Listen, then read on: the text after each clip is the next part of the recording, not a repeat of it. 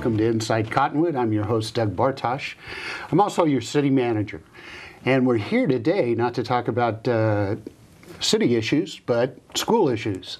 And I have with me Barbie Wren, who's the superintendent of the Cottonwood-Oak Creek School District, and David Snyder. God, just went out of my mind. David Snyder, who's really, I guess in our parlance in the city, you're kind of the business manager. Yes. You make sure the business of the schools keep going. But you guys had a successful, I guess it's a bond election. Capital bond election a little while back. And it seems like once that passed, you guys have gotten right on it. We've seen a lot of activity over at the schools.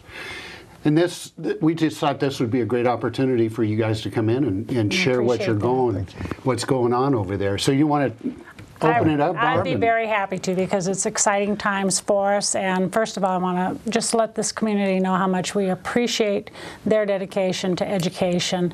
We know that with good quality schools, we have good quality communities. And people who live in our area love this community, and I think that's reflective of the schools as well. So knowing that we've had significant reductions from the state in what's called the capital budgets, so all those dollars that help us maintain our buildings, paint our buildings, any of those pieces, buses, those dollars have been significantly cut, and we were down to a point where we simply could not continue providing some of the safety issues with our children and the technology for our children, and making sure that our buildings were up to par for our community, because these buildings belong to the community, the grounds, and they're used day and night by the community. So we want to make sure that we keep them beautiful and in good working condition for them. So the community did pass last November a capital bond, a $15 million capital bond for the district of Cottonwood-Oak Creek School District.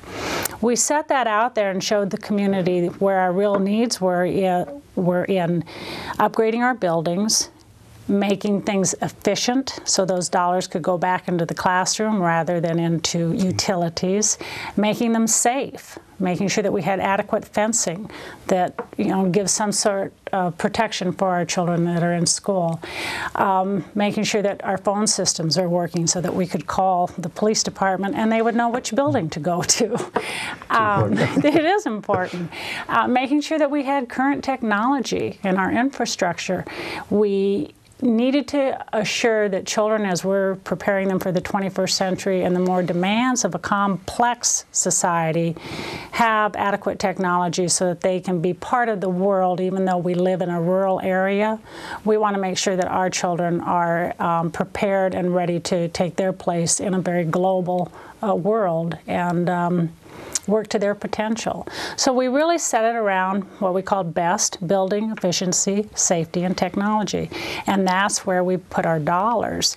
I'm going to have David talk just a little bit about a committee that we put together to assure that the taxpayers' dollars are spent correctly. Right. We've always been proud of the way that we've been very, very transparent in how we spend money and let the community know those things. So we thought it'd be a good idea to go ahead and form a committee that would be able to, we could monthly is when we've been meeting, where we can really show how we spend our money, what we spend our money on, how we procure the services that are all involved in a bond program like this. So we've been meeting since about April. We've got 4 community members, Ruth Wicks, Daryl Smith, Linda Walker, and Vicki Allstock, and they're retired but very active in the community. Very active. And they're with just about all of them. They are dedicated to the betterment of the community. Yes, they are, and very, very interested in education too. Yeah. And so we meet once a month, and again, we'll just lay out our budgets, where we are, what we spend our money on, making sure that what we told our voters in November, that we follow through and stay within those budgets. And so the way those were set up is that we've, out of the $15 million, we've got about $11 million for those buildings to upgrade the systems and the buildings and the paint and the fencing like that. We spent about $1.5 million on new buses. We bought 15 new buses. They're all in our fleet now, and they've all been running since the beginning of school. You want to talk about and they're fueled by propane. We looked at the cost and the maintenance of propane buses, and again, and two, more of a cleaner running bus for the community, and very excited about the way those have been performing for us. A lot of the another $1 million was in really those technology upgrades, where we have upgraded our infrastructure for our network. We had new servers and that type of equipment to make us run faster and safer, and then also a lot of student devices too that we've worked. Our tech department has worked very, very hard this summer to get those in place, so they're all in the classrooms right now. So. And I think your buses, as I recall, were, I mean, it was absolutely amazing that they were still running. It was duct tape. Yeah. And continuous maintenance, and the cost of the maintenance was becoming exorbitant. Yeah. And I think the average age of those buses was somewhere around the 17-year mark for the average age of the bus fleet that we had. Yeah. So we were able to upgrade those, and now when kids go out of town, they're not broken down on the side of the road, which is a good thing. Yeah. And what we see too in the new buses that we've ordered, they have a much higher back on them, so the kids, safer. so it becomes a little cell for those kids to sit in, and again much safer than what the 1991 buses were that we had on the road. So. Yeah, it was probably long overdue, and it's fortunate that the citizens saw the need for this and voted it in. So we had a short time period. The bond passed in November, but we actually didn't receive any funding until the 1st of May. And we did want to do some projects this summer. We kind of had to look and just see what we could do in that short amount of time, really 2 months that school is out, and see what we could get accomplished. And that's where we hired a project management group called the H2 group, and they were able to sit down and look at our budgets and really see what we can get done. We got a contractor on board, and we were able to concentrate our work this summer on the 2 in-town schools, Cottonwood Middle School and Cottonwood Elementary School. We thought, that would be a good place. It'd be easy to stage there with new equipment. So this summer we were able to completely paint both schools and then replace all the HVAC units on both that schools, and that's quite a few. I think it's at least probably 50 units on each school, something like that. So again, that was a big project that they've worked very, very hard, and we've got that done. So we've got new energy efficient units on the schools, and beautiful new paint on them, and some new fencing and things like that. And signage. I think we can now identify where Cottonwood Middle School is. That's right. Yeah, I travel back and forth in front of those schools quite a bit, going to various meetings and things, and you can certainly tell. And it's amazing how much you guys got done this summer, right? It is, and they really worked hard to make sure that the teachers were ready to go on that first day of school, because it was a very small window. Yeah. And I know we had some teachers sweating, literally sweating the first couple of days when they came back, because we had a couple little minor things to adjust and fix, but we got it going. And so when our children came on that first day, those schools were very operational, and the rooms were cool. So we were ready to rock and roll. And one of the things I just want to point out also is that fencing that we have put up has given us kind of 2 dividing points now. The fencing that we had previously in front of there was a low fencing, and we had a lot of people who would literally kind of jump that fence, and for 2 reasons. They would cross over the campus as a shortcut, but then a lot of our community likes to use our track, which we love for them to use the track. We just need to make sure that during school and operational hours, they wait until school is done. So the fencing that we had really did not prevent people from crossing through for shortcuts. So it was a safety issue. We had people on campus we did not know who's on campus, and our principals were out there trying to find out. So the new fencing has helped alleviate that for us and give us more secure campuses and knowing who is on campus. But again, that track there is for the community to use. We want to make sure that they feel comfortable. We've got great football football games going on in the afternoon, they can walk the track, watch a game, cheer on their local team. And then we're looking forward to the new projects that we have going.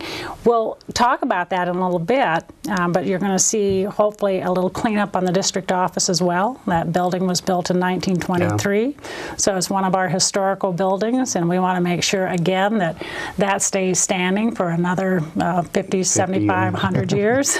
So for our grandchildren and on. So we're excited about some of the opportunities we have with the capital bond that's going to provide for us. Well, we've certainly seen the work going on. You guys have been really busy up there through the summer, and even now I see them working up there pretty regularly. So they are. And it's looking good. Well, our kids think it looks pretty nice too. They came back kind of with their wow and their excitement. Well, they did, and we had added just one simple piece of playground equipment at Cottonwood Elementary School, a new version of the merry-go-round. But that had a line and continues to have a line of children waiting to get on that piece of equipment, just a new toy out there for them. And then we added a very large shade structure over the main playground piece of equipment, assuring that kids are out of the sun and just gives another layer of protection for our kids. It's a great idea. And I imagine things like the replacing all the air conditioning has got to be a really good investment, because air conditioning, I don't know how old that was, but I imagine it was pretty old. Most of our units were getting pretty close to 20 years old, and I think that's what maybe the community saw, that really what we were asking for is things that after a while that you just got to be replaced. They'll fail, whether it's you're in your home, in your business, or at a school. They need to be replaced, and we really want to look at that. A lot of our projects are that energy efficiency composition to them, because we want to set this district up for the next 20 years again, so we don't have to pay the utilities companies as much. We can pay our teachers and have money for our classrooms. And certainly same with the buses. You were talking about using natural gas. I imagine it's got to be a lot cheaper, certainly a lot better for our environment. And now you got new buses that you have somewhat confidence in that they'll be able to pick up the kids and get back to school. Doug, you bring something up that our board was very concerned that a couple of things. They wanted to minimize, even with taking all the coolers or air conditioners down, they wanted to minimize waste into landfills. So they really kind of gave us direction to work with our contractors to make sure that as much as we could, that we minimize waste. We provided things to Habitat for Humanity and so different areas of that, so that things were kind of recycled. That was one of the reasons we looked at propane buses, of being aware of what our community and our environment needs. So the board has been very good at saying what's good for the community, trying to bring in as many local contractors as we could, or subcontractors. So that was important for them as well. So they've been cognizant of that, and just bringing that back to the table to make sure that we're paying attention to those things with the work that we're doing. That's great. When you talked about the energy efficiency, another thing I think there might be a misconception out there is the solar that we have at our campuses. I believe people have asked me what we paid for those and how did we afford to pay for the solar systems we have at our campuses. Those were not paid for by the district. That was through APS. And you want to just share a little bit on that? It was through the APS Solar for Schools program. And again, our school district, and also the same thing at Mingus High School, in that APS comes in and builds the system, they maintain the system, and the advantage to the school district is that they lock in a rate for the school district. So as energy rates, electricity rates will go up, and they will. That will be locked in a rate that's a little bit cheaper, again, for the next 20 years.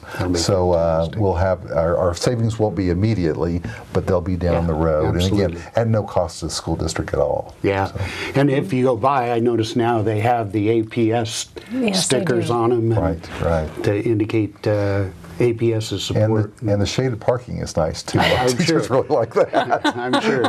The added benefit. Right. Well, we need to go ahead and take our first break, but come back and join us. We'll get in a little more detail about what you're doing at the schools with this. I don't want to say extra money, but money that you really needed to upgrade the school. So come back and join us.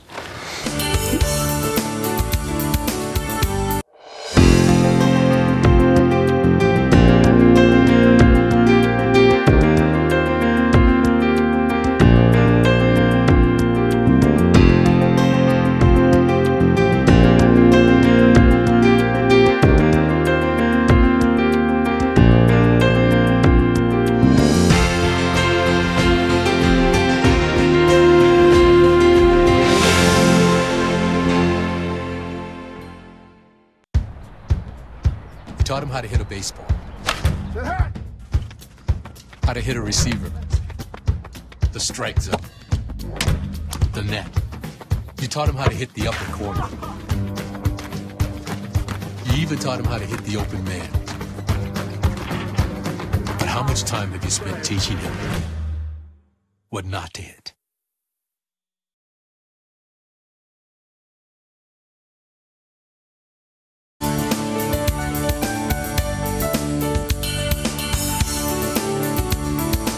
Welcome back to Inside Cottonwood. We're here with our Cottonwood-Oak Creek School folks. And I have with me Joe Schnupp, who is with the H2 group. Correct. Who is the project manager on all the, and I imagine you'll do this, they'll be the project manager throughout the next couple of years as well? Yes. Mm-hmm. Okay. And so tell us, what is the process here? And Okay. Well, what we do is the district retained us for our services. We do project assessments, project management, and program management for bond programs or capital projects. And the district retained us as an extension of them. We provide services to the district all the way from conception of a project to completion. An example of that would be we assist them in the procurement of the architects and the contractors. We review their projects and help with the prioritization of the projects. And usually, obviously, safety items are usually the first on the list when it comes to projects. And then we take it through and assist them all the way through construction and oversight of construction. So we aren't like an architects. We have architects on staff or general contractors, but we assist and augment their services. You're really the project manager, it sounds like. And more than that, the advocate for the district. They're looking out for the district's best interests, and they've done a great job in doing that. As we've negotiated contracts with our general contractor, with our architects, and oversight of the work too. So, and I know this is a multi-year program, so talk a little bit about how that, each year what you hope to achieve. Okay, as you already discussed, this first summer was very aggressive. We wanted to get some projects completed, and I know it was very important for the district to get the two main schools, elementary and the middle school, completed on those. So we very quickly went through a procurement process for the architects and the general contractor, and as much as possible, we knew that it was very important for the district, as I think was already mentioned, to keep a lot of the workforce as local as possible. Sure. So we made sure that the architects and the contractors considered that when they put out their bids to subcontractors and engineers. So we went through the procurement process, and we also help assist the district in keeping in line with the law. Especially when it comes to procurement, because that can be very thin sword. I mean, while you would always love to get local contractors, you also got to follow the law. And, And the law doesn't really allow you too much to differentiate between local and non-local. Correct. So we helped them select the architects, went through the proper procurement process. We selected 3 architecture firms, 2 local and 1 out of Phoenix. And we utilized the 2 for this summer's projects. Kind of separated some work, so not everybody was getting the same amount of work. And then we went through the procurement process for a general contractor and worked with them on the overall project scope for this summer's projects, and those were mainly air conditioning, HVAC replacements, roofs, painting, fencing for the 2 schools, and signage, new marquees.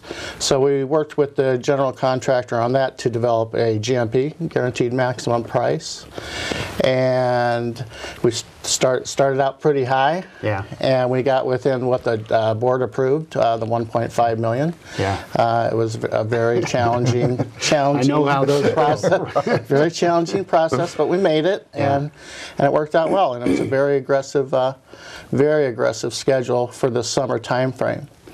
And it's pretty much completed. We're almost complete. We're just doing some punch items now. So for this year, I know you guys did the air conditioning. We talked about the buses. I know you did some new fencing, new paint.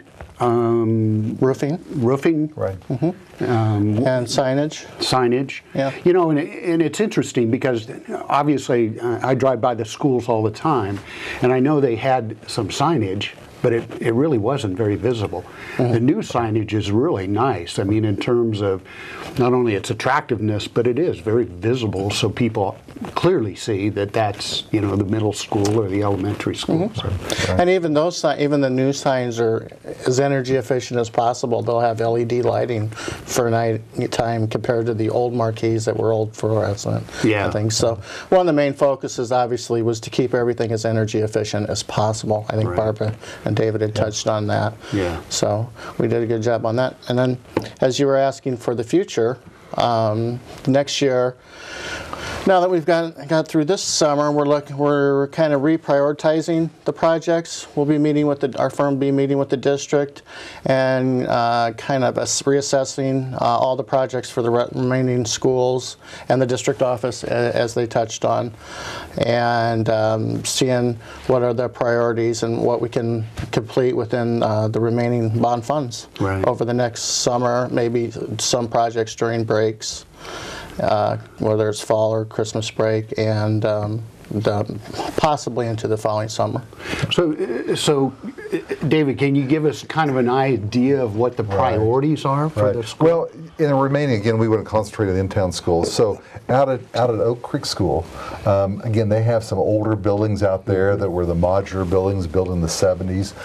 We're going to go out there and do the similar work as we do at the Cottonwood Elementary School.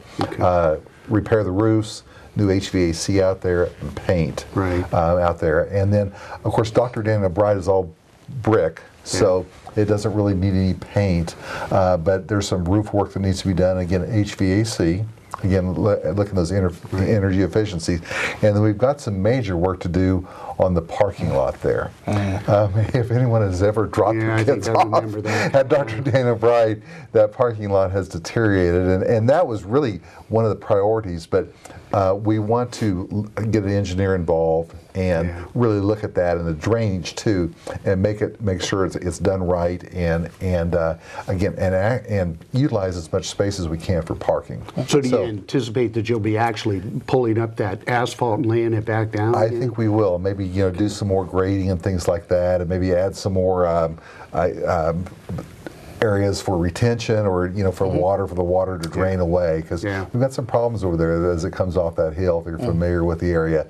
So that'll be a big project that we're going to get into next summer. We hope to have it designed and ready to go when school is out. Out at Mountain View Preparatory School, again, roof work, paint, maybe some HVAC. There's some newer units out there, but there's some and some more parking lot, maybe just resurfacing out there, some different things. So, and that's will be kind of continuation of what we've done this summer, same type of projects. Now, we do want to go back to, and on that, concentrate on the energy efficiency. We've got a lot of single pane windows throughout the district, so that will be another area that we're going to look at on the really at all the schools, and look at replacing any single pane window with a double pane, more energy efficient, because like I say, we'd rather pay teachers than pay APS. So that'll be a part of the projects that we're going to be looking at to maybe get done. Again, the ones that that will take a little bit more engineering and the architects and design, we've put off. And the HVAC work is really just drop a new unit down and things like that. But where we're really looking at redesigning some areas, that's going to be done this year and hopefully ready to go as school is out for next year. We need to take another break, but come back and join us and we'll get into a little more detail about what they've got planned in future years.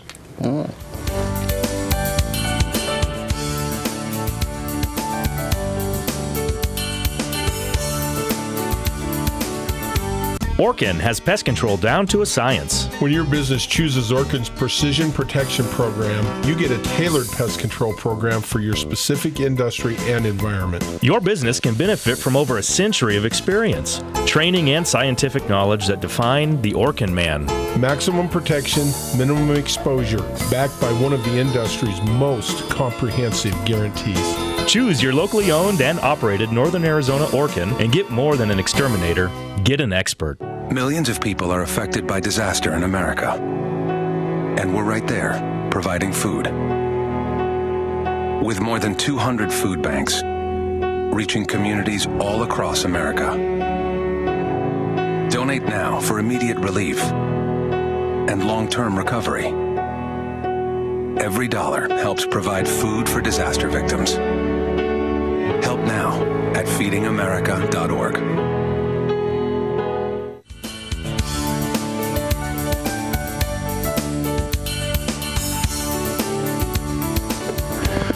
Welcome back to Inside Cottonwood. I'm your host, Doug Bartosh, here with a couple of folks from the Cottonwood-Oak Creek School District. David Snyder, who's their business manager. Yes. And I always kill his name, Joe Schnupp, who's with H2 Group. Who's kind of serving as the project manager. That's correct. And remind me again, David, what was the total bonding that was approved? It was $15 million. Our capacity is actually up around $20 million. But the governing board really struggled with, again, trying to look at something the community could afford and get a lot of work done. So we didn't go up to the capacity. We just asked for $15 million, and we thought, we could get a majority of these projects done with the energy efficiency, with the buses, those really, those things that we really needed. And so they approved the $15 million, and that's what we've got to work with. Now, just real quick, is the Cottonwood complex, are those your oldest schools in the system? Yeah, they were always built in phases as the community grew. There's some buildings there on Cottonwood Elementary School and Cottonwood Middle School that were modulars that were probably put in there in the 70s. Okay. Also out at Oak Creek School. Okay. We've maintained them. They're sound. Yeah. And I would, invite any community member to go in and look at the classroom. I always say that there's not a classroom in this school district that I wouldn't be proud to have my grandkids attend. And I think we've done a good job with that. So again, we'll use the older buildings, again, try to save those costs of replacing those, but and just keep them functional and keep them safe. And certainly the oldest building has got to be the building that the kind of the administrative staff is in, isn't it? Right. Again, 1923-24. And in our voter pamphlet, in the budget that we set out, I believe $750,000 for repairs to that building. Again, that is on the historical registry of the state of Arizona. So there's some things that we're going to need to really be aware of when we start doing that. What we'd like to do, again, energy efficiency. If you've been in that building, half of it is a museum, right, and half the district office. And we're talking about the Clemenshaw. Yeah, the Clemenshaw building. And great old windows in there that are in metal frames, but they're very thin. But not real efficient. We need to find a way to keep the historical aesthetics in place. And we will be working with the Cottonwood Historical Commission, yeah. Commission, right, that. And again, running plans with them so they're aware of that. That's great. And get their input. Yeah. But if we can get some, new paint on the building and do a few structural repairs and HVAC, and maybe we can address those windows and get those recaulked and painted and things like that, we're going to be doing pretty well. And I think it'll make the building look great. Structurally, the building is still very, very good for a 1924 building. Yeah. So. And that was one of our projects this summer too. We did re-roof that building. Oh, did you really? Also, while we did that. It's a beautiful building. Yeah. It really is, and it's a great piece of history for the city. So, and the museum is a great treasure for the community, and gets a lot of visitors throughout the year. So, we're just about out of time. Anything else that we need to talk about real quick?